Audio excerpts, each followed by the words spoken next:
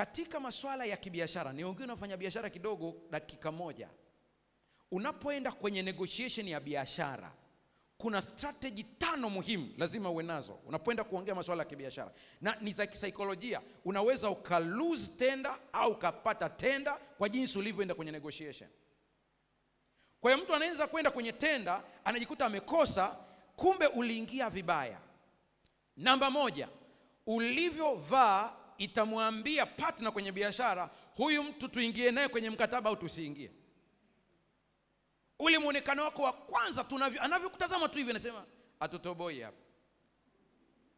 Maana t-shirt yenyewe akitazama hivi biashara iko sawa sawa hapa. Unapoenda kwenye negotiation ya biashara, kitu cha kwanza, cha pili, kingine muhimu kabisa, angalia aina ya usafiri unaokwenda nao.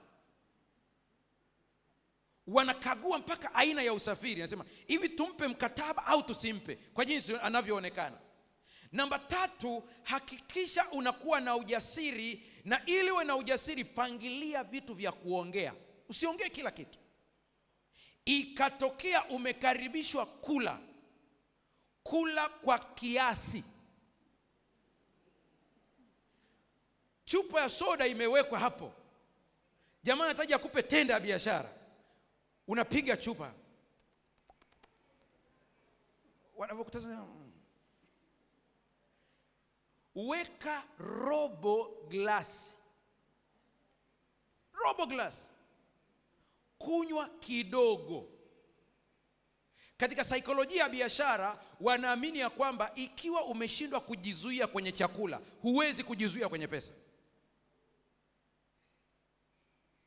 Negotiation. Kwa kuna watu ambao wana lose kwa sababu tu umeshindwa namna ya kuingia. Uingieje hapo?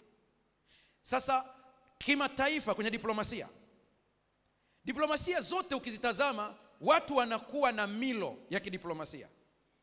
Na ikitokea umekaribishwa kwenye itifaki watu wakubwa, umefika pale wamekaa rais yeyote, waziri mkuu, yule ambaye ni mkubwa kwa wakati huo, anapoanza kula ndiyo fursa ya wewe kuanza kula.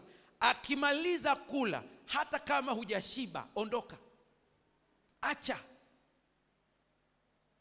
Lakini watazameni wanavyokutana, mara nyingi sana wanaweza wakachukua glass, alafu wanagonga pamoja, alafu wanakunywa. Ni mzee Putin pekee ambaye huwezi kumgongeshia glasi hivi. Yule mzee wa Russia, si mnamfahamu yeye kwanza mpaka ajiridhishe hiyo glasi iko sawa sawa, kila kitu kiko sawa. Kuna bwana mmoja alikuja tu akamvalisha kapini hapa. Wakati anakuja na ile pini, bodyguard akamwangalia machoni, maana macho huwa yanasema.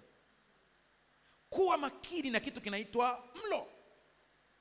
Ukienda ukweni, elewa mila za wakwe zako kwenye chakula. Usije ukatutia aibu. Hawa watu wanakula kulaje? Kwa milo ina kawaida zake. Niliwahi kumtembelea rafiki yangu mmoja wa Kijapani, sikujua. Mimi waspendi wali kabisa. Huyu bwana akatukaribisha wali wa Kijapani ambao unaitwa sushi. Nilipouona nikataka kama kukimbia fulani hivi. Rafiki yangu mwingine yuko kwa mbele, ni engineer, akanitazama akanikonyeza. Akaniambia, yani maana yake kula utaharibu mambo hapa. Umepewa kitu cha maana kabisa. Kwa hiyo milo iko aina mbalimbali, inategemea na mazingira. Soma mazingira uweze kuelewa. Mlo unaweza ukakuletea mtu karibu au ukamfukuza mtu akaenda mbali. Mlo unaweza ukaleta rafiki au ukamfanya awe mbali rafiki. Mlo ni ishara ya urafiki.